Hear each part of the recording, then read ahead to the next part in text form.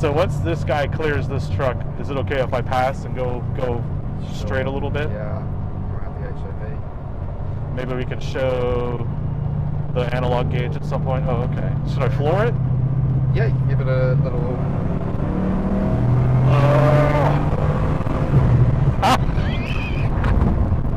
Okay, so I tapped the brakes a little bit at a decent speed, and the air brake did not deploy. It's still in the.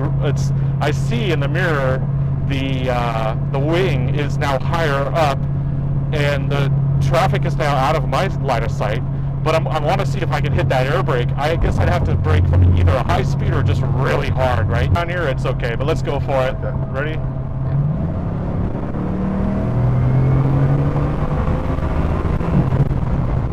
Nice. Yeah. Okay, I got the air brake that time. Oh, you did? Oh, yes. Yeah. So, woo! Oh, okay. Wow, that toe in. It feels so responsive.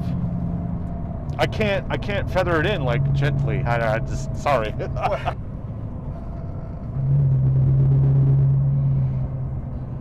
Wow, that's like 1,000 RPM. I love that. That's right, yeah, you get people who, if they want to try to take a picture, and they kind of hang by your side.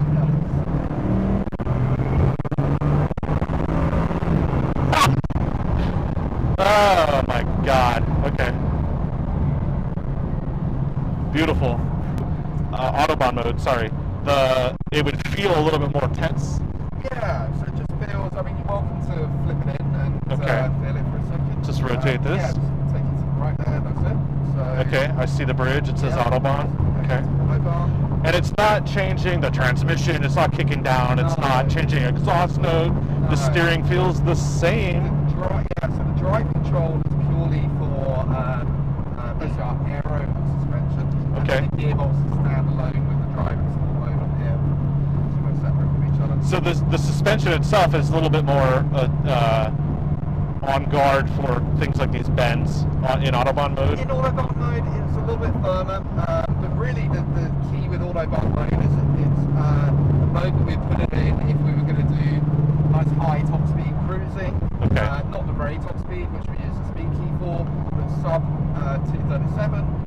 We use Autobahn mode by increasing pitch on the car. It makes it better aerodynamically. Car crash or a car chase, you know. Okay, can I open it up a little bit here?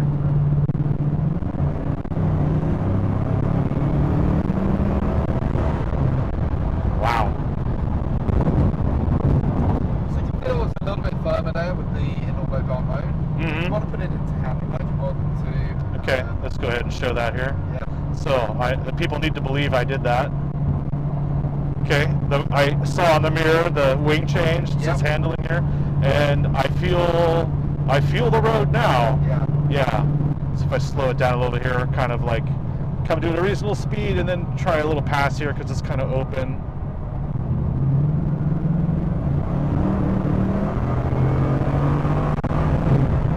Oh wow. Okay, so it's more aggressive even with the way it's changing or upshifting. Gear shift pattern. Okay. Not the actual gear shift, but the pattern. So it holds the revs a lot longer. Yeah. And then it will change down a lot more aggressively. So it will change down. Let's see if I get down. Higher up here. So change down under 3,000, or is there a good ideal spot for that because of the twin turbo or the quad?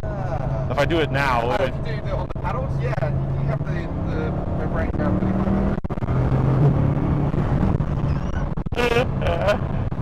Such a nerd.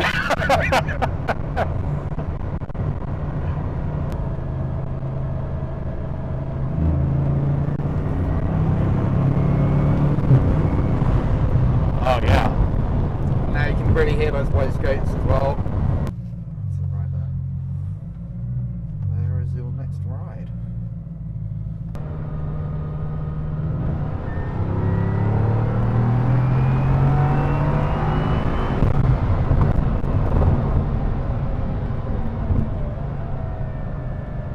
nice. The whoosh comes from these turbos. Yeah, and again, you can hear it better in here than you can in the Chiron Sport. It's a great sound.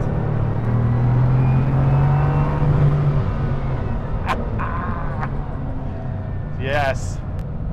Finding manual mode. So if we move this over one. If you put a paddle for manual mode, it'll put it straight in. It'll say 1 to 6 on the dash.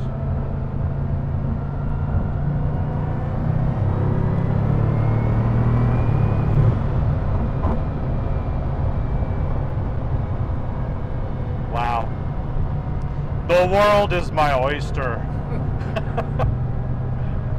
So between manual or sport mode, sport, what's sport doing? Is it engaging the clutch quicker? No, so all sport mode does is it will hold on to a gear up to higher in the rev range before it changes when you're part throttle. And it will change down a gear when you're slowing down earlier in the rev range.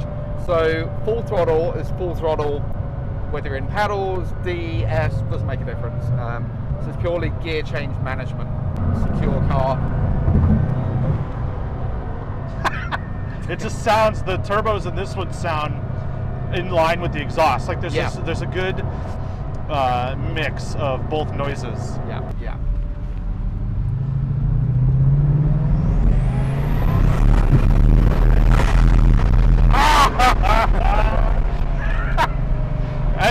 And the funny thing is, like, if you were to pass like an old school, like old Western style gas station, they'd be like, "What was that?" You know, like you'd be laughing your ass off. It'd be fantastic.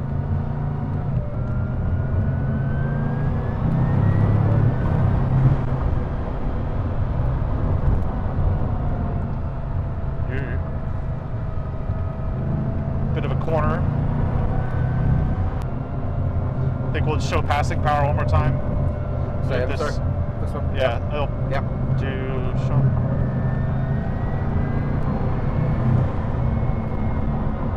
Yeah. Things look fast, and the camera does flatten everything. But also, especially for TV and movie, sometimes they do it in commercial and stuff, but TV and movie stuff, we try and speed it out. So once we start getting moving, get up above 60, the differences get bigger and bigger. Because by the time it switches to second gear, it's already going to be at 60 miles an hour. Right. Because it can go up to 54 at first. So, well, maybe it's a little different here because you changed the ratio. But we have the additional 200 RPM on the rev range, which counters that in terms of. There is a cop. There it is. All right.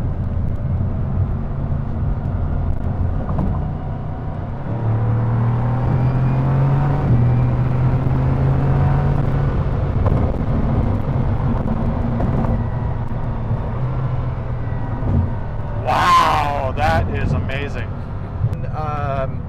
People can make comments on that, but actually, if you think about a race car with aero and a wing, we actually measure the aero. If we increase wing on the race car, we measure it in pounds. The engineers measure it in pounds. So weight pushes the vehicle into the floor. Yeah, in the Chiron Sport, I was like, yes, this is nice, and this is cool. I feel so confident and collected. In this car, I feel like an animal. I feel like I need to try the top speed. Like I gotta go, but I can't. I know.